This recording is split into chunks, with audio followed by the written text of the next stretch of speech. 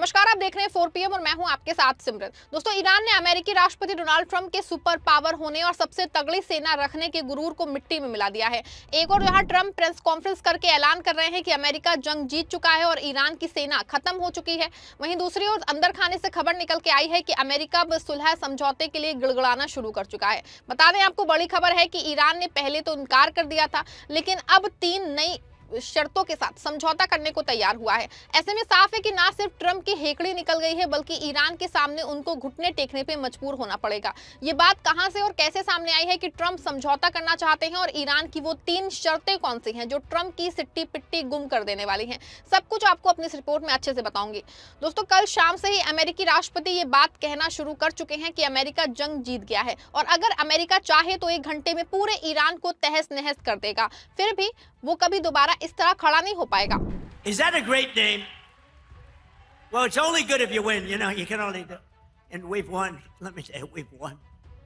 You know, you never like to say too early you won. We won. We won the bet. In the first hour, it was over. But we won. But they gave me a list of names at general. Sir, you can pick the name you'd like, sir. I said, the name of what? The name of the attack on Iran, sir. And they gave me like 20 names. And I'm like falling asleep. I didn't like any of them. Then I see Epic Fury. I said, I like that name. I like that name.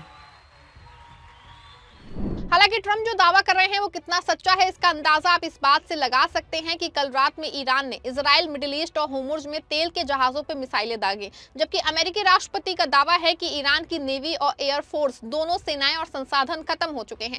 वैसे भी आपको बता दें कि Iran की मुख्य ताकत कभी हवाई सेना और नौसेना नहीं थी। ईरान की पहचान या उसकी असली ताकत उसकी मिसाइलें और ड्रोन है, जो कि अभी ना सिर्फ सुरक्षित हैं, बल्कि ईरान अभी भी मिसाइलों को लगातार दाग रहा है।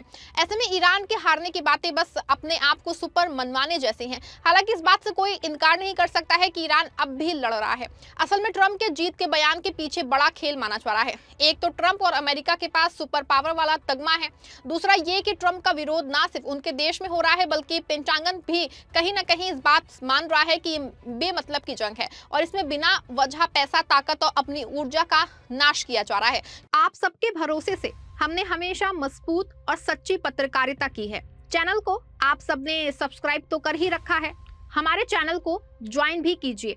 हमारे चैनल के मेन पेज पे जाइए, जहां सब्सक्राइब लिखा होता है ठीक उसी के बगल में आपको ज्वाइन का विकल्प दिखेगा। ज्वाइन बटन पे क्लिक करके पेमेंट प्रोसेस पूरा होते ही आप हमारे सफर का मजबूत हिस्सा बन जाएंगे। क्योंकि ईरान का जंग लड़ने के मामले में इतिहास रहा है, ईरान के पास वो जज्बा और ताकत है कि वो कई सालों तक जंग लड़ सकता है।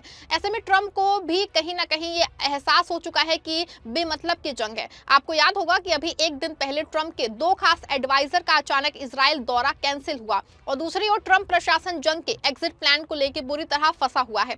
ऐसे में कहीं ना कहीं ट्रंप प्रशासन जल्द से जल्द जंग से अपना पीछा छुड़वाना चाहता है। आपको बता दें कि महज 13 दिनों के अंदर डोनाल्ड ट्रंप को 2 लाख करोड़ रुपए की भारी चपत लग चुकी है। ये वो पैसा है जो अमेरिकी जनता की गाढ़ी कमाई का है, जिसे ट्रंप ने अपनी मनमानी की भी भेंट चढ़ा दिया है। सिर्फ पैसा ही नहीं बर्बाद हो रहा है, बल्कि हजारों जानें ईरान से लेकर के लेबनान तक में जा चुकी हैं। ऐसे में जंग के मैदान में हार और आर्थिक मोर्चे पे ये तबाही। ट्रंप अब घिर चुके हैं, लेकिन उनकी फितरत देखिए, अपनी झूठी जीत के ढोल पीट रहे हैं। ट्रंप का दावा है कि उन्होंने ईरान की कमर तोड़ दी है, लेकिन हकीकत इसके उलट है। ट्रंप कह रहे हैं कि ईरान की सेना खत्म हो गई है, जबकि हकीकत है कि ईरान की मिसाइलें आज भी आसमान का सीना चीर रही हैं। दोस्तों, जैसा कि आप जानते हैं कि 2 दिन से जंग का मुख्य अखाड़ा होर्मुज बना है। यहां से तेल, गैस और खाद्य पदार्थों से लदे जहाजों के ना निकल पाने की वजह से एशिया और यूरोप के हालात बेकाबू हो गए हैं। कई देशों में महंगाई चरम पे है। तेल और गैस की कमी के चलते कॉलेज और ऑफिस बंद हो गए हैं। ईरान ने वहां ऐसी घेराबंदी की है कि सुपर पावर कहे जाने वाले अमेरिका के पसीने छूट रहे हैं। कल रात जो हुआ उसने ट्रंप और उनके सबसे खास यार बेंजामिन नेतन्याहू की रातों की नींद उड़ा दी है। अब ट्रंप जीत का जश्न मनाने का नाटक कर रहे हैं। ठीक उसी वक्त ईरान ने मिडिल ईस्ट से लेकर के इजराइल तक मिसाइलों की बारिश कर दी। इजराइल के आयरन डोम फेल होते नजर आए और तेल अवीव की गलियां धमाकों से गूंज रही हैं।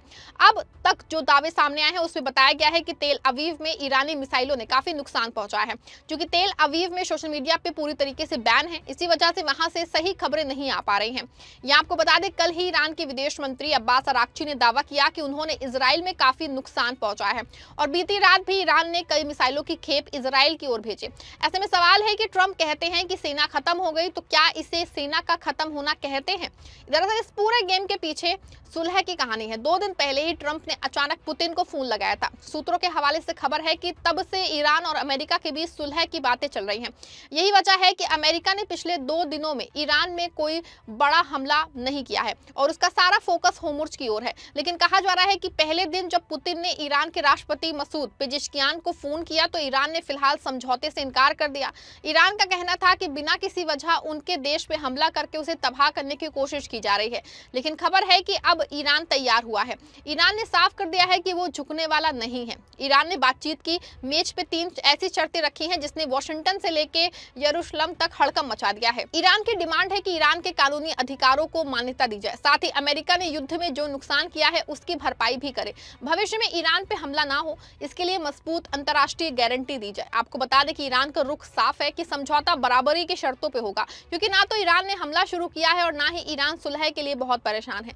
हालांकि बात तय है कि अगर ईरान की जंग खत्म नहीं हुई तो पूरी दुनिया ना सिर्फ भयंकर संकट बल्कि महामंदी के दौर पे वो पहुंच सकती है, क्योंकि दुनिया में कच्चे तेल की कीमत लगातार बढ़ रही है। अंतर्राष्ट्रीय बाजार में तेल की कीमत $101 प्रति बैरल से ऊपर पहुंच गई है। कल कच्चे तेल की कीमत $92 प्रति बैरल थी। ये बढ़ोतरी तब भी हो रही है जब इंटरनेशनल एनर्जी एजेंसी के 32 देशों ने मार्केट में 40 करोड़ बैरल तेल जारी करने की योजना बनाई है। लेकिन इससे बाजार की चिंताएं कम नहीं हुई हैं। मीडिया रिपोर्ट्स के मुताबिक अंतर्राष्ट्रीय मानक माने जाने वाले ब्रेंट क्रूड ऑयल के दाम में लगभग 20% की तेजी देखी गई है। एक्सपर्ट्स का कहना है कि होर्मुज़ स्ट्रेट में जहाजों की आवाजाही प्रभावित होने की आशंका से बाजार में चिंता बढ़ी है। उसी कारण तेल की कीमतों में लगातार उछाल आ रहा है। इससे सिर्फ एशिया ही नहीं बल्कि ट्रंप को भी उसके हालात वो खराब होते जा रहे हैं। यहाँ तक कि ट्रंप को अपने इमरजेंसी के लिए मौजूद तेल भंडार को बाहर लाना पड़ा है।